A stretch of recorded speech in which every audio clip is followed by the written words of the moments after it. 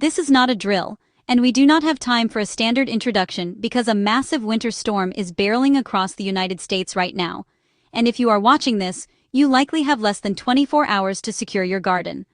The forecast is showing severe drops in temperature, heavy snow accumulation, and potentially damaging ice that could wipe out years of hard work in your backyard orchard or vegetable patch. Many gardeners make the fatal mistake of thinking that once the calendar hits winter, there is nothing left to do. But the reality is that the difference between a garden that bounces back in spring and one that is completely dead often comes down to the specific actions you take in the frantic hours before the first snowflake falls. You need to head outside immediately after watching this video, because we are going into triage mode to save your perennials, your soil life, and your container plants from this extreme weather event. The very first thing you must do, and this will sound completely counterintuitive to many of you, is to go out and deeply water your garden beds and container plants right now.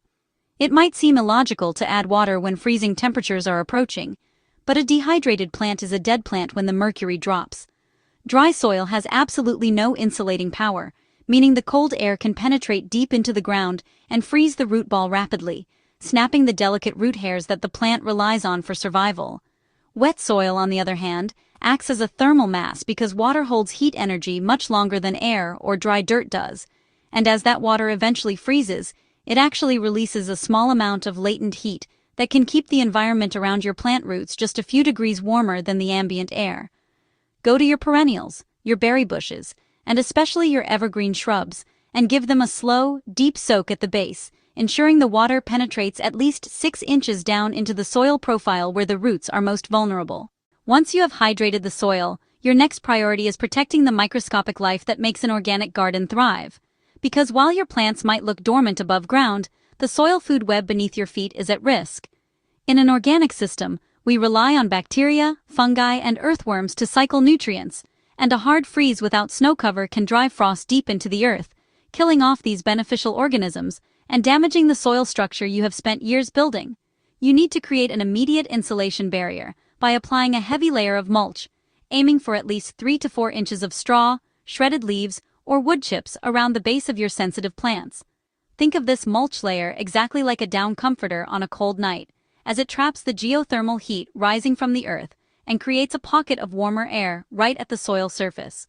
If you have run out of traditional mulch, do not be afraid to use whatever you have on hand, such as burlap sacks, old cotton sheets, or even cardboard, because the goal today is function over aesthetics, and saving your soil biology is worth a messy-looking garden for a few days. After you have addressed the roots in the soil, you must turn your attention to your above-ground protection strategy. But you need to avoid the most common mistake gardeners make when covering their plants. Most people instinctively wrap their plants tightly like a lollipop, tying the fabric around the stem. But this actually does more harm than good, because it cuts the plant off from the heat of the earth and leaves the foliage pressed against the freezing fabric. The correct method is to create a tent structure that drapes over the plant all the way to the ground, capturing that radiating heat we just tried to preserve with our watering and mulching. You need to use breathable materials like frost blankets, old bed sheets, or burlap, and you must secure the edges of the fabric to the ground with heavy rocks, bricks, or landscape staples to prevent the wind from whipping it away and to seal in that precious ground heat. Never use plastic directly touching your plants, as plastic transfers the cold instantly to the leaves and can heat up dangerously fast if the sun comes out the next day, essentially cooking your plants in a greenhouse effect that does massive damage. Container plants are facing the highest risk during this storm because their roots are essentially suspended above ground without the massive thermal battery of the earth to protect them. If you have potted perennials, herbs, or small fruit trees, your best option is to move them into an unheated garage, a shed, or a basement, where the temperature will stay above freezing but cool enough to keep them dormant. If moving them indoors is impossible due to their weight or size, you must drag them all together against a south-facing wall of your house, huddling them in a tight group so they can share thermal mass and protect each other from the biting wind. After grouping them, wrap the entire cluster of pots, not the plants but the pots themselves, with old blankets, bubble wrap, or bags of leaves to insulate the root zones from the freezing air. This huddle method mimics the protection of being in the ground and can be the difference between the root ball freezing solid or staying just warm enough to survive the weekend. We also need to talk about the structural damage that heavy snow and ice can inflict on your trees and shrubs, particularly those with multiple leaders or weak branching angles. Wet, heavy snow can weigh hundreds of pounds, and when that weight is unevenly distributed, it can split mature plants right down the middle, opening wounds that invite disease and pests when the weather warms up. For upright evergreens and columnar shrubs like arborvitae, take a few minutes now to loosely tie the branches together with soft twine or strips of cloth, starting from the bottom and spiraling up to the top. This simple support system prevents the branches from splaying outward under the weight of the snow and keeps the plant compact and strong against the load. However, once the storm hits and the branches are coated in ice, you must resist the urge to go out and shake them violently to knock the ice off. Frozen wood is incredibly brittle, and trying to help by shaking a branch often results in snapping it off completely, causing far more damage than the ice itself would have caused. If you have a greenhouse, a cold frame, or a high tunnel, you need to double-check your structural integrity immediately, because high winds often accompany these winter fronts. Check that all doors and vents are latched tightly, and consider adding diagonal bracing if your structure is lightweight, as the combination of wind load and snow load can collapse a hoop house in minutes.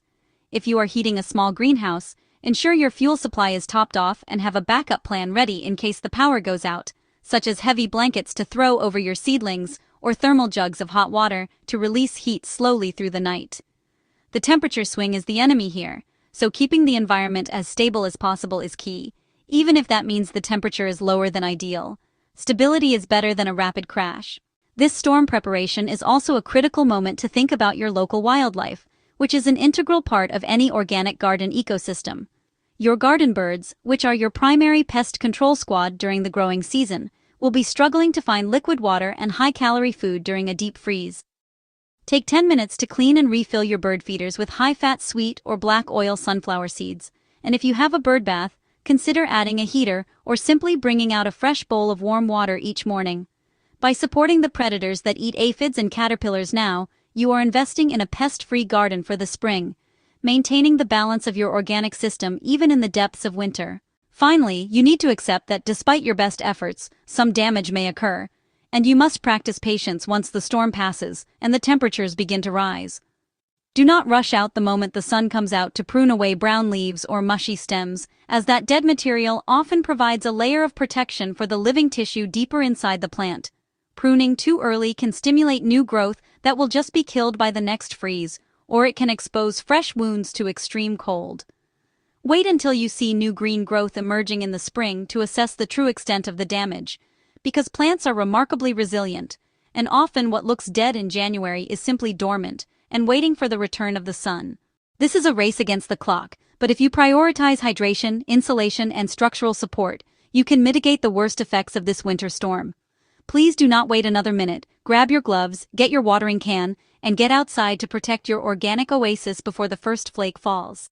If you found this emergency guide helpful, please hit that like button so this video reaches other gardeners before the storm hits. Subscribe to the channel for more organic gardening tips that keep your backyard thriving year-round, and leave a comment down below, letting us know where you are watching from and how you are preparing for this weather. Stay warm, stay safe, and we will see you on the other side of the storm.